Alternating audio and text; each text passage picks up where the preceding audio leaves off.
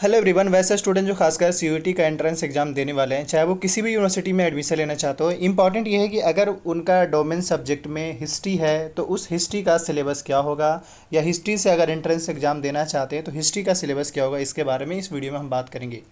उससे पहले ऐसा हो सकता है कि आपको लैंग्वेज टेस्ट की भी तैयारी करना पड़े और जनरल टेस्ट की भी तैयारी करना पड़े, लेकिन अभी जो हम सिलेबस के बारे में बात करें वो सिर्फ हिस्ट्री सेक्शन, हिस्ट्री में अगर आप सोल्व करते हैं तो कितने पूछे जाएंगे उसके बारे में। या दूसरा, अभी हम आपको एक और अब फाइनल जो सिलेबस है वो आपको दिखाते तब आपको समझ में आएगा।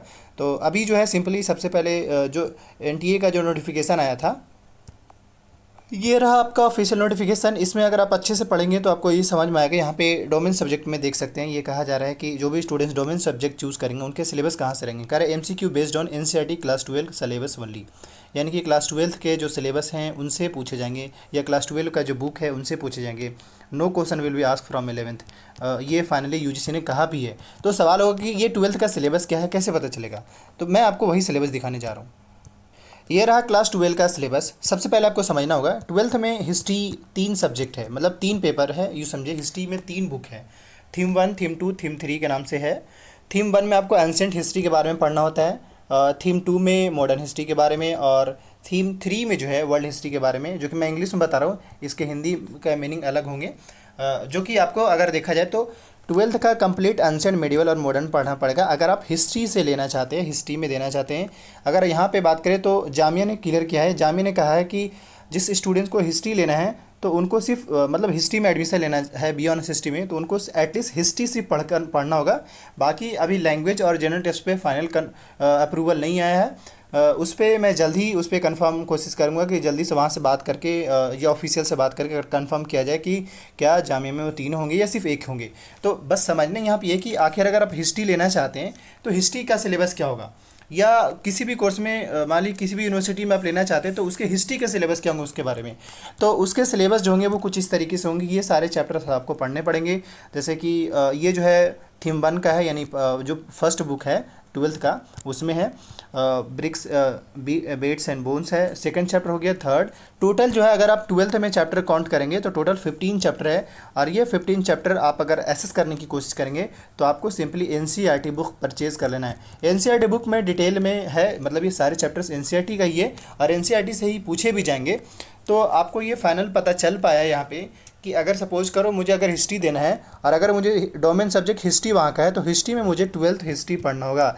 इस तरीके से अगर बाय द वे कोई पॉलिटी लेना चाहता है तो मिनिमम यह है कि पॉलिटी उनको पूरा पढ़ना पड़ेगा। लेकिन मैं फिर से कह रहा हूँ, वो यूनिवर्सिटी डिसाइड करेगी कि आपको हिस्ट्री पढ़ना है, पॉलिटी पढ़ना है, ज्योग्राफी पढ़ना है, जिस भी कोर्स में आप लेना चाहते हैं। लेकिन उससे पहले क्लियर कर दें कि जामिया में अगर आप बीए हिस्ट्री में लेना चाहते हैं तो एटलीस्ट आपको बीए हिस्ट्री एटलीस्ट जो है आपको 12th का हिस्ट्री आपको पढ़कर देना होगा। आपको पॉलिटी ज्योग्राफी पढ़ने की ज़रूरत नहीं अगर आप जामिया के बीए हिस्ट्री में एडमिशन लेना चाहते हैं तो।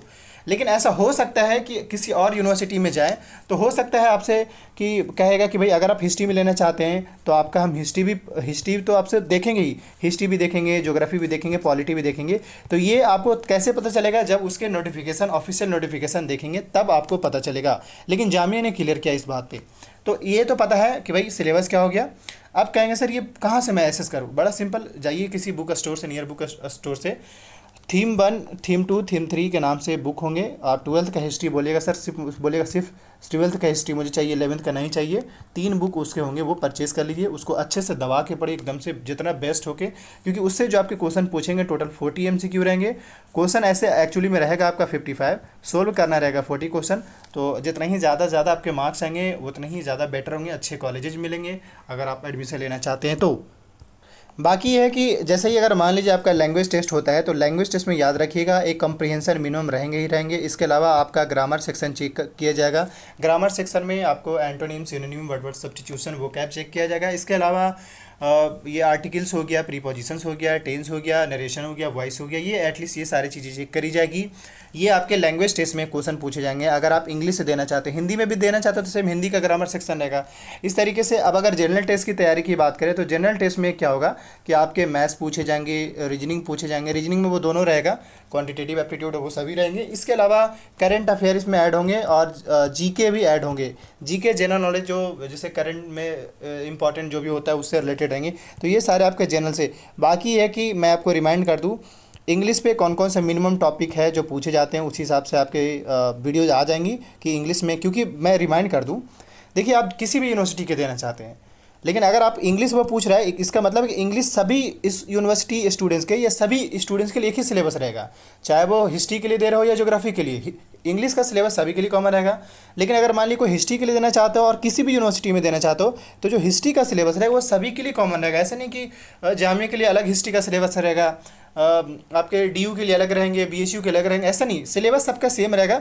बस आपको दिमाग यहाँ पे ये लगाना है कि चलो भाई, अगर मान लो मुझे डीयू में लेना है, बीए पॉलिटिकल लेना है, सपोज करें डीयू में बीए पॉलिटिकल लेना है, तो आपको बीए पॉलिटिकल में क्या डीयू ने नोटिफिकेशन निकाला वो देखना है। अब क्या देखना है, अगर वो कह दे कि बीए पॉलिटिकल में सिर्फ 12th का पॉलिटी पढ़कर दे स्टूडेंट्स, और सिर्फ ये, इसके अलावा आपका नंबर 1 पे आपका लैंग्वेज चेक किया जाएगा, सेकंड नंबर पे डोमेन सब्जेक्ट में आपको पॉलिटी देखना पड़ेगा, और थर्ड नंबर पे आपको ये आपके जनरल टेस्ट चेक किए जाएंगे, जनरल टेस्ट लिए जाएंगे। ये 3 सेक्शन आपको चूज़ करने होंगे। तो इससे ये फाइनल हो जाता है कि ऐसा है, एटलीस्ट हमें मतलब 3 चीज़ें पढ़ना होगा, जनरल टेस्ट की तैयारी करना पड़ेगा, लैंग्वेज टेस्ट की तैयारी करना पड़ेगा, और साथ ही डोमेन सब्जेक्ट में मुझे पॉलिटिकल पढ़ना पड़ेगा। लेकिन ऐसा कह दे डीयू के नहीं, पॉलिटिकल के साथ साथ आपको ज्योग्राफी भी पढ़ना है, हिस्ट्री भी पढ़ना है, तो देन आपको उसको भी पढ़ना होगा। इसलिए मैं बार बार कह रहा हूँ कि वो यूनिवर्सिटी डिसाइड करेगा कि हाँ भाई, आपको 3 पेपर लेना है या 3 पेपर पढ़ना होगा या 4 पेपर पढ़ना होगा, वो आपको यूनिवर्सिटी डिसाइड करेगी।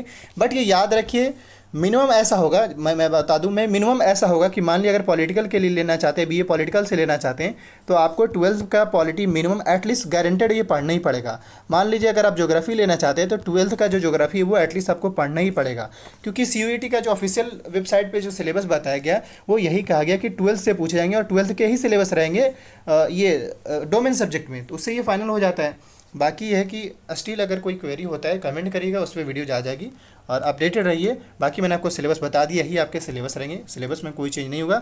बस चेंज नहीं होगा, बल्कि ऐड हो सकता है, घट नहीं, मतलब ऐड हो सकता है बट चेंज नहीं होगा। ऐड क्या हो सकता है, जैसे मान लिया आपका लैंग्वेज ऐड हो सकता है, जनरल टेस्ट हो सकता है, और डोमेन रहेगा, यही, इसके अलावा ये और कोई और नहीं हो सकता, ये मैं आपको क्लियर कर दूँ।